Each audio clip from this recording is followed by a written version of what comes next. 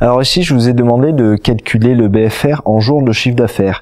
Il fallait trouver 90 jours. Pourquoi est-ce que je vous ai demandé de le calculer en jours de chiffre d'affaires? Eh ben, c'est toujours pour la même raison que je vous explique depuis le début, c'est que vous devez toujours rapporter les éléments que vous trouvez à votre activité. Donc ici, l'exprimer en jours de chiffre d'affaires, ça permet de comprendre quel est le niveau de mon BFR par rapport à mon activité. Et donc, c'est pas la même, parce qu'en fait, si vous utilisez l'unité monétaire, un BFR de disons 100 000 euros pour une société dont le chiffre d'affaires est de 2 millions et un BFR de 100 000 euros pour une société dont le chiffre d'affaires est de 300 000 euros, c'est très différent et ça va donc poser des difficultés très différentes à ces entreprises qui ont des tailles différentes. Donc n'oubliez pas de rapporter le BFR à la taille de l'entreprise et donc un moyen c'est de l'exprimer en jours de chiffre d'affaires. Ça vous empêche pas de le calculer aussi en termes d'unité monétaire parce que vous verrez que pour calculer d'autres ratios comme par exemple les free cash flow, vous devrez calculer votre BFR en termes d'unité monétaire. Bien, alors comment est-ce que on peut expliquer la variation du BFR d'une année sur l'autre?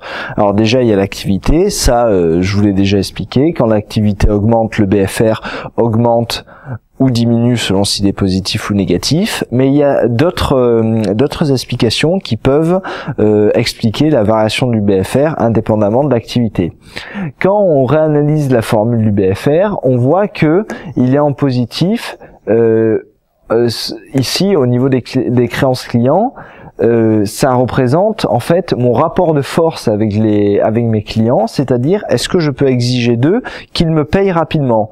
Si je peux exiger d'eux qu'ils me payent rapidement, alors je fais diminuer ce poste-là. Mes créances clients vont diminuer puisque je vais exiger plus rapidement le cash et donc à partir du moment où j'ai le cash, ce ne sont plus des créances clients, donc ce poste diminue. Au contraire, ce poste-là, dette fournisseur, exprime le rapport de force, mon rapport de force avec mes fournisseurs. Est-ce que je vais pouvoir exiger de mes fournisseurs que je les paye plus tard ? Puisque si je peux avoir un délai de paiement supplémentaire auprès de mes fournisseurs, ça veut dire que en attendant de les payer, je garde le cash dans mon entreprise.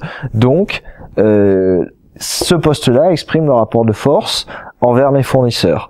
Donc pour savoir si vous avez compris cette notion de rapport de force, imaginons que j'ai un poids très important auprès de mes fournisseurs, c'est-à-dire que pour eux je suis un très gros client et que d'un autre côté je peux exiger que mes clients me payent immédiatement. Par exemple, c'est le cas des supermarchés.